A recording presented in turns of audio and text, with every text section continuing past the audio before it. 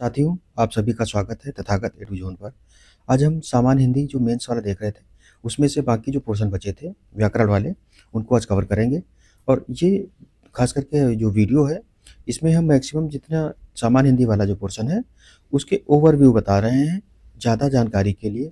एक तो है कि जो टेलीग्राम चैनल है, वहाँ पर बुक शेयर कर दी गई है, वहाँ से आप कवर कर सकते हैं। दूसरा है जो पीएन पांडे सर की बुक आती है हिंदी की, उसमें ये सारे टॉपिक दिए गए हैं। तो जो मटेरियल है, जहाँ से आप इसको रट सकते हैं या जो पढ़ने वाला है, वो वहीं से हो पाएगा, क्योंकि यूट्यूब पर ज़्यादा बड़ा वीडियो बनाने का कोई मतलब नहीं बनता। वो मेंस के लिए फ्री में ठीक है, सारा मटेरियल कराया जाता है, लेकिन मेंस के लिए आपको खुद ही पढ़ना पड़ेगा। ये है कि ओवरव्यू यहाँ से आपको मिल जाएगा। तो बिना किसी देरी के इसको शुरू करते हैं। आज का जो पहला टॉपिक है वो है वाक्य एवं वर्तनीय शुद्धियाँ। तो वर्तनी जो होता है, अंग्रेजी में इसको क्या स्पेलिंग बोलते हैं, हिंदी में वर्ण विन्यास जो है उसी को वर्तनी कहते हैं। तो वर्तनी में जो अशुद्धियाँ होती हैं वो किस किस आधार पे होती हैं, तो हमने एक एक एग्जाम्पल भी दे दिया है और कौन कौन सी अशुद्धियाँ हैं उसके बारे में। तो पहली जो अशुद्धि होती है वो स्वर या मात्रा संबंधी अशुद्धियाँ होती है। जैसे कि अधीन जो है, कहीं कहीं देखेंगे कि आपके अधीन लिखा होगा, तो ये गलत होता है। अधीन नहीं, अधीन होता है। इसी तरीके से आराम लिखा होगा कहीं कहीं, आराम नहीं आराम होता है। तो ये जो शब्द है, इस तरीके की वर्तनीय अशुद्धियाँ आती हैं। फिर व्यंजन संबंधी अशुद्धियाँ, तो व्यंजन में जितने भी व्यंजन हैं उनकी सबसे रिलेटेड होती हैं। जैसे यहाँ पर दिया है दबाव, दबाव नहीं होता, क्या होता है, दबाव होता है। इसी तरीके से और जो जो व्यंजन होंगे, कबाब है, कबाब कबाब दे दिया जाएगा। तो बहुत सारे शब्द हैं जो वर्तनीय शुद्धि में हम देखते हैं।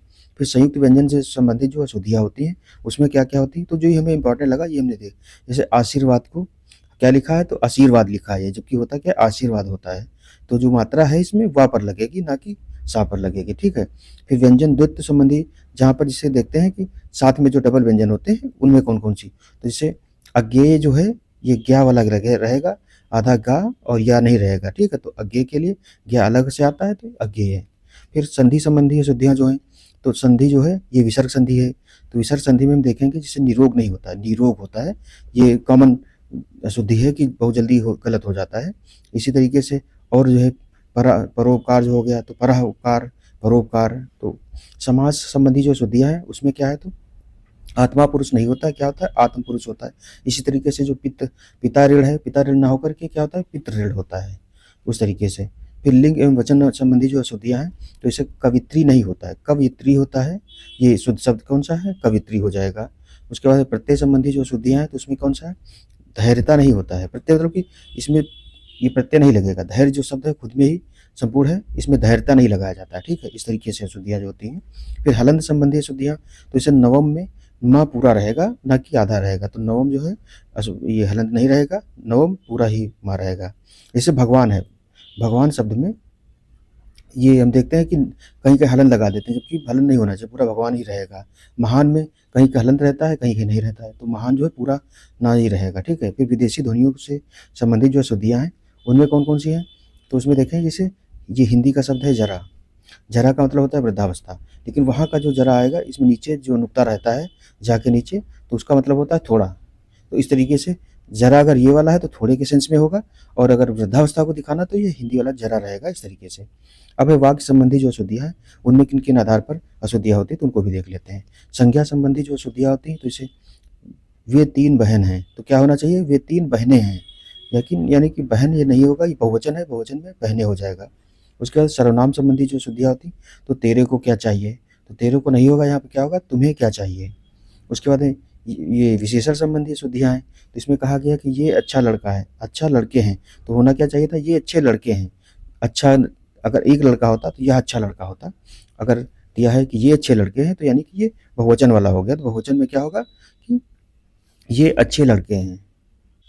फिर अगला है क्रिया संबंधी अशुद्धियाँ, तो इसमें देखें कि आप भोजन खाएंगे, तो खाएंगे नहीं होगा, क्या होगा, आप भोजन करेंगे, भोजन के साथ करेंगे, खाना खाएंगे, खाना के साथ खाना होता है।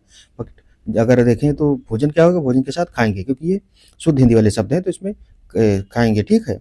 उसके बाद अगला क्या हो जाएगा, पदक्रम संबंधी जो अशुद्धियाँ हैं, तो इसमें क्या है कि जैसे जो वाक्य होता है उसका हिंदी में जिस तरीके से लिखते हैं, एक पदक्रम होता है, पदक्रम में सबसे ऊपर क्या रहेगा, यानी कि सबसे पहले क्या रहेगा, जिस तरीके दिया है, जैसे पत्र ये किसने लिखा, तो वाक्य में क्या है कि इसमें एक पद जो है आगे क्रिया कहाँ पे कर्ता रहना चाहिए, कहाँ पे कर्म रहना चाहिए, कहाँ क्रिया रहना चाहिए, ये है। तो क्या है, सबसे पहले हो जाएगा ये पत्र किसने लिखा है, उसके बाद फिर परसर्ग संबंधी अशुद्धियाँ।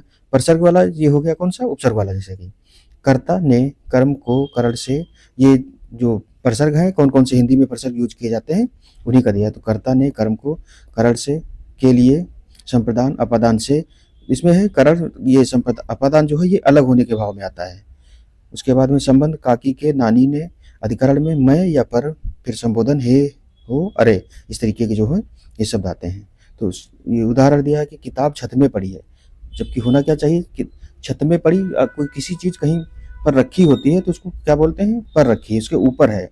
और जब किसी में, जैसे मछली जल में रहती है तो मछली जल पर नहीं रहती, मछली जल में रहती है, इनके भाव में आता है, और जब पर होता है तो ऑन होता है, इस तरीके, मतलब ऑन वाले भाव में जो है पर लगेगा, इस तरीके। फिर वाक्य निर्माण संबंधी जो शुद्धियाँ हैं, तो तुम किताब पढ़ लिए हैं, तो पढ़ लिए कि नहीं होगा, क्या होगा, तुमने किताब पढ़ ली है, ये वाक्य निर्माण संबंधी अशुद्धि हो जाएगी। फिर है पुनरुक्ति संबंधी अशुद्धियाँ, तो ये पुनरुक्ति क्या मतलब, हम लोग यहाँ सकुशलता पूर्वक हैं, तो यहाँ सकुशलता नहीं होगा, हम लोग यहाँ क्या है, तो हम लोग यहाँ सकुशल हैं, ये सकुशलता पूर्वक शब्द नहीं होता है, अगर सकुशल होगा या कुशलता पूर्वक हो जाएगा, सकुशल नहीं लगाएंगे, ठीक है। फिर वाच्य संबंधी शुद्धियाँ क्या हो जाएगा, तो मजदूर पेड़ काट रहे हैं, तो इसमें वाच्य मतलब होता है कि कृतवाच्य और कर्मवाच्य, तो इसमें पेड़, मजदूर पेड़ काट रहे हैं, अगर इसको बदलना होगा तो क्या होगा, मजदूर के द्वारा पेड़ काटा जा रहा है, इंग्लिश में भी इस तरीके से आते हैं वॉइस जो है। फिर उपसर्ग और प्रत्यय संबंधी जो शुद्धियाँ हैं, इनमें देखें तो यह पुस्तक अनमूल्य है, तो अनमूल्य नहीं, अमूल्य होना चाहिए, अनमूल्य नहीं होगा, इसमें जो उपसर्ग लगा है ये अन नहीं अमूल्य होगा, ठीक है, तो यह पुस्तक अमूल्य है। फिर उपवाक्यों का सही कर्म संबंधी जो अशुद्धियाँ होती हैं, क्या है, तो उसी लड़के से जिसको दी थी पेन मांगो, ये शुद्ध लिखा है, शुद्ध क्या हो जाएगा, तो उसी लड़के से पेन मांगो जिसको दी थी। तो ये इस तरीके की जो वाक्य एवं वर्तनी शुद्धियाँ हैं ये सारी दी हैं, और इसका जो मैक्सिमम हम अपने चैनल टेलीग्राम पर वहाँ क्या करेंगे कि ये जो जितना भी दिया है इसका हम हिंदी वाला मटेरियल प्रोवाइड करा देंगे, वहाँ से भी आप पढ़ सकते हैं, और पृथ्वीनाथ पांडे की जो बुक आती है हिंदी में उसमें भी मटेरियल दिया है, तो वहाँ से आप ज़्यादा देख सकेंगे, क्योंकि इसमें बड़ा वीडियो बनाने का कोई मतलब नहीं है कि कहाँ से शुद्धियाँ होती, ये हमने बता दिया है, और जो मटेरियल है वो आप वहाँ से तैयार कर लेंगे, बाकी PYQ जो है वो सारा डाल दिया जाएगा, वहीं बुक में भी PYQ दिया है, अलग भी डाल दिया जाएगा, ठीक है। जो तीसरा हमारा से पॉइंट है वो क्या है, विलोम शब्द, तो हिंदी में यानी कि जो मेंस वाली हिंदी है उसमें विलोम शब्द भी आता है। तो देखिए इसमें क्या-क्या है कि एक दूसरे के विपरीत अर्थों एवं मंतव्यों को प्रकट करने वाले जो शब्द होते हैं विलोम शब्द होते हैं, और ये सजाती शब्द होते हैं। अब यहाँ सजाती का से अर्थ ये है कि जो शब्द जिस कोटि का होगा उसी का जो उसका विलोम होगा वो उसी कोटि का होगा। अब अगर कोई तत्सम शब्द है तो उसका अगर विलोम जो होगा वो तत्सम ही होगा। इसी तरीके से अगर कोई तद्भव शब्द है तो उसका विलोम तद्भव ही होगा, और अगर देखेंगे कि लिंग के आधार पर है तो वो उसके विपरीत लिंगी ही होगा। इस तरीके से कोट जो इनका है सजाती शब्द होते हैं। जैसे अ उपसर्ग जोड़ करके जो बनाए जाते हैं, तो इसमें कहा गया कि विलोम जो है कैसे-कैसे निर्माण किया जाता है। तो एक तो हो गया विलोम शब्द जो है उपसर्ग जोड़ करके बनाए जाते हैं। जैसे कि अ उपसर्ग जोड़ करके बनाया जाएगा तो सत्य का क्या हो जाएगा, असत्य हो जाएगा। हिंसा का क्या हो जाएगा, अहिंसा हो जाएगा। फिर अप अगर जोड़ेंगे तो इसमें क्या हो जाएगा, यश है तो अपयश हो जाएगा। उत्कर्ष है तो ये अपकर्ष हो जाएगा।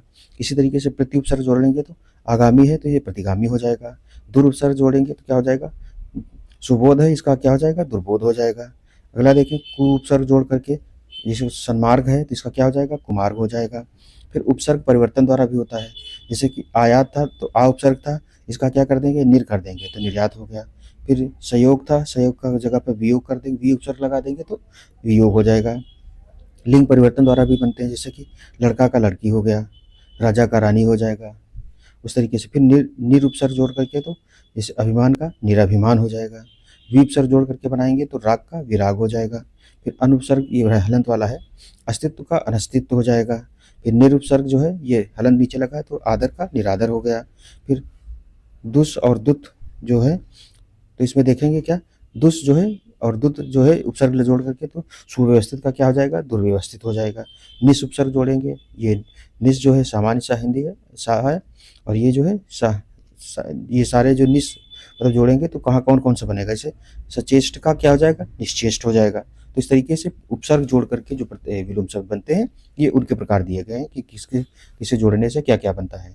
उसके बाद में विलोम शब्द जो है ये प्रत्यय वाले हैं, कि पीछे जो प्रत्यय उपसर्ग पहले पढ़ चुके हैं उसी को बताया गया है कि कैसे कैसे इनका चेंज किया जाता है, विलोम शब्द में यूज कैसे किया जाता है।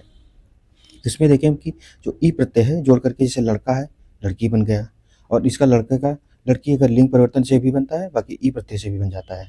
फिर है या जो प्रत्यय है ये जोड़ करके जैसे गुड्डा है तो गुड़िया हो गया। फिर या आनी प्रत्यय जोड़ करके जैसे देवर है, देवरानी हो गया।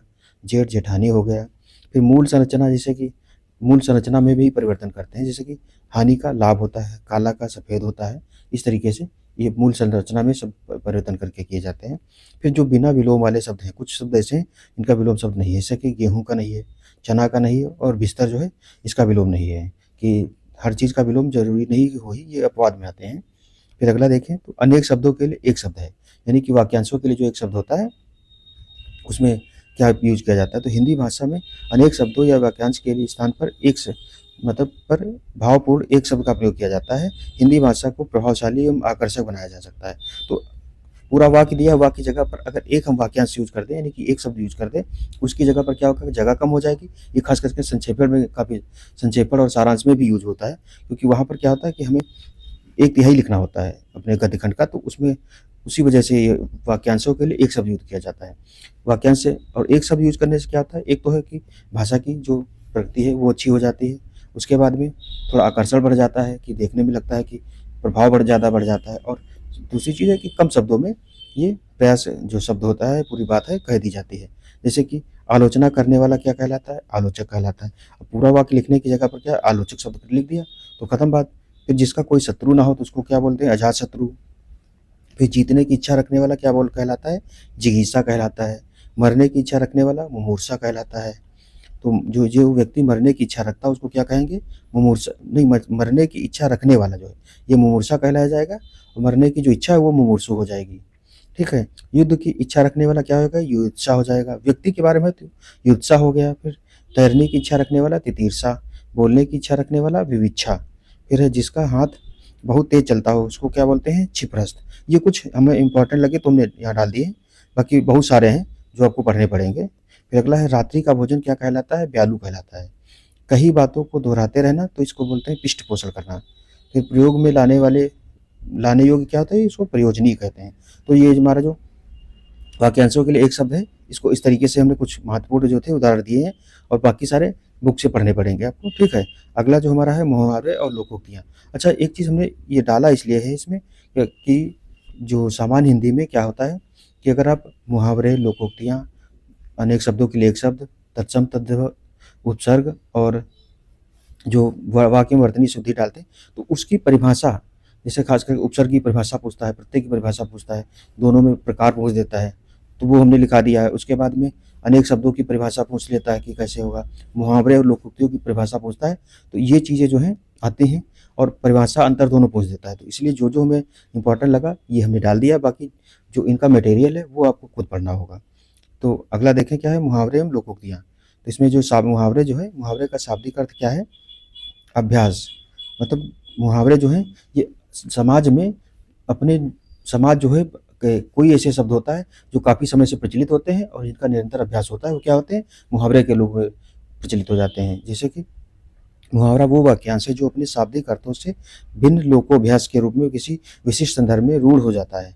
अब ये मुहावरे क्या होते हैं कि इनका प्रयोग इतनी बार होता है कि वो किसी एक मतलब जो उनका सामान्य अर्थ देखेंगे उस अर्थ से भिन्न अर्थ देने लगते हैं, मुहावरे कहलाते हैं। जैसे कि आँखों में धूल झोंकना, तो आँखों में धूल झोंकना मतलब क्या हो गया, आँखों में धूल झोंक दिया, ये इस तरह नहीं होता कि जिससे किसी को बेवकूफ़ बनाकर भाग जाना। ये चीज़ सुभाष चंद्र बोस अंग्रेज़ों के आँखों में धूल झोंक कर के जेल से फरार हो गए थे। तो आँखें दिखाना मतलब क्या हो गया, आँखें दिखाने का अगर सामान देखें तो आँखें दिखा रहा है कोई बात नहीं, लेकिन आँखें दिखाने का मतलब क्या हो गया कि बहुत क्रोध करना। इस तरीके से मुहावरों की विशेषताएँ क्या होती हैं, तो भाषा की जो समृद्धि और विकास के मापक हैं।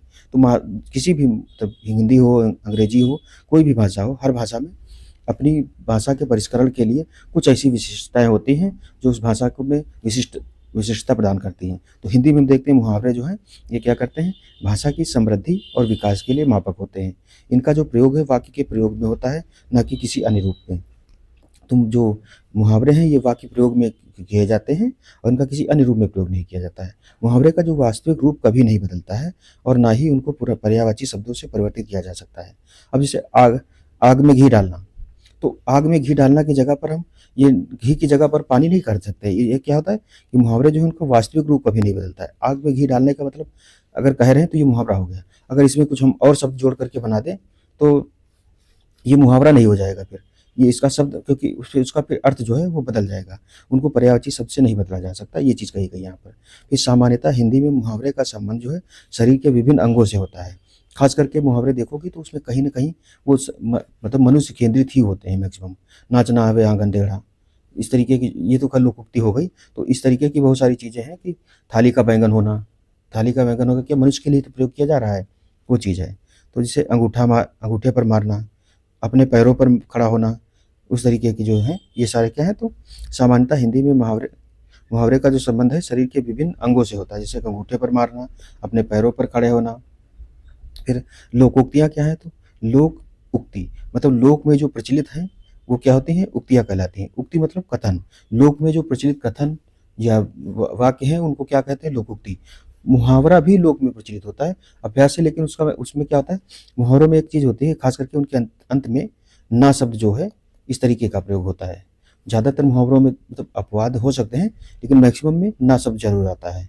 यह अंगूठे पर मारना, पैरों पर खड़ा होना, इस तरीके का है जो ना शब्द है इनके अंत में रहता है। लोकोक्तियों में ऐसा नहीं है। अभी अंतर देखेंगे तो वहाँ ये चीज़ें दिखाई भी गई होंगी। लोकोक्तियाँ क्या है कि लोक में, यानी कि लोकोक्तियाँ ऐसे कथन या वाक्य हैं जिनके स्वरूप में समय के अंतराल के बाद भी परिवर्तन नहीं होता है और ना ही लोकोक्ति व्याकरण के नियमों से प्रभावित होती हैं। तो इस तरीके से लोकोक्तियाँ क्या हैं कि समय और अंतराल के बाद भी उनमें क्या है, परिवर्तन नहीं होता है लोकोक्ति के, और ना ही लोकोक्ति जो है व्याकरण के नियमों से संचालित नहीं होती हैं। इस तरीके से इनका जो मूल स्वरूप है, क्योंकि ये क्या होते हैं, मतलब लोक प्रचलन में जो उक्तियाँ हैं वो विकसित होकर के लोकोक्ति बन जाती हैं, किसी विशेष इस भाव को प्रकट करने लगती हैं, तो उन पर व्याकरण का नियम नहीं लागू होता है। ये चीज़ है। अर्थात लिंग, वचन, काल आदि का प्रभाव लोकोक्ति पर नहीं पड़ता है। लोकोक्ति एक स्वतःपूर्ण रचना है, अतः यह एक पूरे कथन के रूप में सामने आती है। तो हम देखते हैं जो मुहावरा होता है वो क्या है, किसी वाक्य में प्रयोग होता है, कि जैसे सुभाष चंद्र वाला वो हमने देखा था कि आंखों में धूल झोंक करके भाग गए। लेकिन लोकोक्ति क्या है, नाचना आवे आंगन टेढ़ा, खुद में ही हो गया, ये चीज़ है। यह पूरक कथन की, यानी कि ये अगर जहाँ लोकोक्ति है वो खुद में ये कथन है या एक वाक्य है, इस तरीके से है। साथ ही इसकी एक विशेषता इसकी सजीवता है, जो आम लोगों के आम जीवन और उनके जुड़े पहलुओं से संबंधित होती है। तो खास करके लोकोक्तियाँ देखते हैं लोक प्रचलन में ज़्यादा होती हैं। शहरों में लोकोक्तियाँ कम दिखाई देंगी कहते हुए, लेकिन अगर आप गाँव में या ग्रामीण परिवेश में देखेंगे तो लोकोक्तियाँ हर 2, 4, 10 शब्दों में या वाक्यों में आपको दिख जाएँगे, किसी न किसी बात पे लोकोक्ति कह देंगे या मुहावरा डाल देंगे। तो उनका प्रचलन जो होता है, हो सकता है उनको ये ना पता हो कि हम इस बात में लोकोक्ति कह रहे हैं, लेकिन वो आम भाषा का वो देखें तो एक अहम अंग होती हैं, जो कि किसी न किसी मामले में आ ही जाती हैं। अब लोकोक्ति और इसमें मुहावरे में अंतर देख लेते हैं क्या-क्या। ये वाला जो परिभाषा और अंतर वाला है, ये दोनों पूछा जाता है, नहीं भी पूछा जाता है। तो अगर आप जैसे लोकोक्ति मुहावरा लिखने के लिए आ रहा है, तो परिभाषा आप लिख दीजिए, उसके बाद में जो दिए गए हैं, क्योंकि लगभग 10 शब्द रहते हैं मुहावरे के, जो रहते हैं लोकोक्ति मुहावरे के 10 शब्द रहते हैं। 10 को क्या करना होता है, वाक्य प्रयोग, उसका अर्थ लिखना होता है, वाक्य प्रयोग करना होता है। तो अगर आप वहाँ परिभाषा लिख दे रहे हैं मुहावरा या लोकोक्ति की, तो थोड़ा वजन बढ़ जाएगा, वो चीज़ है। और अगर पूछता है तब तो आपको लिखना ही पड़ेगा। तो मुहावरे क्या है, मुहावरे वाक्यांश होते हैं, जबकि लोकोक्तियाँ जो हैं पूर्ण वाक्य होती हैं। तो इन दोनों में जो अंतर क्या है, मुहावरे वाक्यांश मतलब वाक्य के अंदर आते हैं, और जो लोकोक्तियाँ क्या है वो खुद में पूर्ण वाक्य हैं। मुहावरे शब्दों के लाक्षणिक एवं व्यंजनात्मक प्रयोग हैं, जबकि वो लोकोक्तियाँ जो है वाक्यों के प्रयोग। तो मुहावरे जो हैं ये शब्दों मतलब पूर्ण, क्योंकि ये पूर्ण वाक्य नहीं है, इस वजह से क्या है कि शब्दों के लाक्षणिक एवं व्यंजनात्मक प्रयोग हैं, जबकि लोकोक्तियाँ क्या हैं, ये खुद में मतलब वाक्यों के रूप में प्रयोग होती हैं। मुहावरे के अंत में क्रियापद आवश्यक है, जबकि लोकोक्ति में इसकी आवश्यकता नहीं होती। क्रियापद होते हैं जैसे होना, करना, बढ़ना, इस तरीके की जो चीज़ें हैं ये मुहावरे में आती हैं, जबकि लोकोक्ति में ऐसा अनिवार्य नहीं है, हो भी सकता है, नहीं भी हो सकता है, वो चीज़ है। फिर अगला है मुहावरों का जो अंत है प्रायः ना युक्त क्रियाओं से होता है। हमने ऊपर भी बताया था कि मुहावरों में जो ना है ये युक्त क्रियाओं से होता है, खास करके जैसे हाथ मलना, हवा हो जाना, इस तरीके के। जबकि लोकोक्तियों में ना का होना अनिवार्य नहीं है, हो भी सकता है और नहीं भी हो सकता है। मुहावरे अपना शाब्दिक अर्थ छोड़कर नया अर्थ देते हैं। तो मुहावरों की खासियत ऊपर भी बताई गई थी उनकी परिभाषा में, कि वो क्या करते हैं, अपना जो शाब्दिक अर्थ होता है उसको, जैसे हाथ मलना, तो हाथ मलना मतलब अगर शाब्दिक अर्थ देखें तो हाथ मल रहे हैं, लेकिन इसका मतलब क्या रह गया कि कोई चीज़ हाथ में थी, चली गई, अब उसकी वजह से क्या हो गया, मतलब खाली हाथ होना, हाँ खाली हाथ मलना, या हो इस तरीके से हो गया। हवा हो जाना मतलब क्या हो जाएगा, हवा हो जाना का मतलब क्या, हवा हवा हो गया, लेकिन इसका मतलब क्या हो गया, भाग गया, दिखाई नहीं पड़ रहा है, लोग अगर मुहावरे के अर्थ में देखें, वो चीज़ है। जबकि लोकोक्तियाँ अपने शाब्दिक अर्थ के साथ-साथ तो मुहावरे अपना शाब्दिक अर्थ छोड़कर नया अर्थ देते हैं, जबकि लोकोक्तियाँ क्या है कि अपने शाब्दिक अर्थ के साथ-साथ विशेष अर्थ भी देती हैं। तो अगर देखें कि लोकोक्तियाँ क्या हैं कि अपना शाब्दिक अर्थ तो देती ही देती हैं, उसके साथ में क्या है कि विशेष अर्थ भी देती है। अब इसमें हाथ मलना का अगर देखें तो इसमें कोई बहुत वैसा अर्थ नहीं आ रहा है, हाथ मलना का सिंपल समझ में नहीं आ रहा क्या हो रहा है, लेकिन मुहावरे के रूप में देखें तो इसका विशेष अर्थ है, वो चीज़ है। लेकिन लोकोक्तियाँ क्या हैं कि उनका जो शाब्दिक अर्थ है वो भी रहेगा और जो उनका विशेष अर्थ है वो भी रहेगा। जैसे कि अगर लोकोक्ति में देखें कि एक थाली के चट्टे-बट्टे, अब एक थाली के चट्टे-बट्टे क्या हो गया कि बाप मरे अंधेरे में बेटे के नाम पावर हाउस। तो इसका एक शाब्दिक अर्थ भी है कि बाप मरे अंधेरे में बेटे के नाम पावर हाउस।